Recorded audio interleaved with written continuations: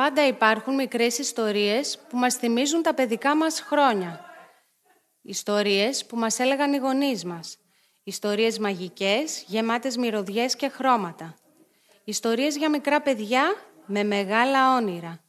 Ιστορίες μικρές με μεγάλες ελπίδες. Η δική μου.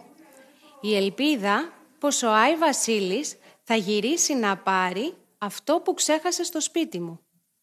Απόγευμα παραμονή πρωτοχρονιάς. Κάθε χρόνο, σε όλα τα σπίτια της γης, έτσι και στο δικό μου, η μαμά μου έβαζε τις τελευταίες πινελιές στους καμβάδες που είχε δημιουργήσει στην κουζίνα της για το γιορτινό τραπέζι. Ο μπαμπάς μας ξεσήκωνε με γέλια και τραγούδια για την τελευταία βόλτα της χρονιάς στη φωταγωγημένη πλατεία της πόλης. Και εμείς, 3 κορίτσια που τα θέλαν όλα, όπως όλα τα παιδιά άλλωστε, έτσι δεν είναι? Έγιναν όλα όπως ακριβώς είχαν προγραμματιστεί. Το τραπέζι σχεδόν έτοιμο να υποδεχτεί εμάς από τη βόλτα μας, το νέο χρόνο και φυσικά τον Άγιο Βασίλη. Τέτοιες στιγμές όλα κυλούν γρήγορα. Πάντα οι ώρες κυλούν πιο γρήγορα όταν υπάρχει λαχτάρα. Όταν θέλεις να τα προλάβεις όλα και να τα ζήσεις όσο το δυνατόν πιο πολύ.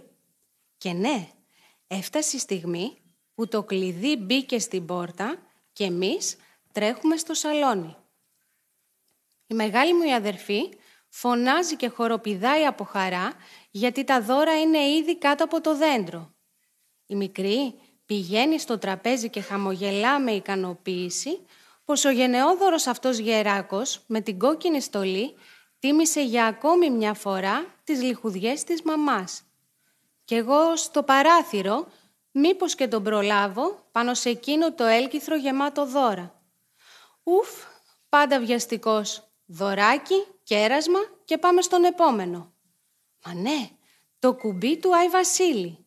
Ένα κουμπί από την κόκκινη βελούδινη στολή του. Μάλλον έφαγε πολύ και σκάλωσε στο παράθυρο, γέλασε η μαμά.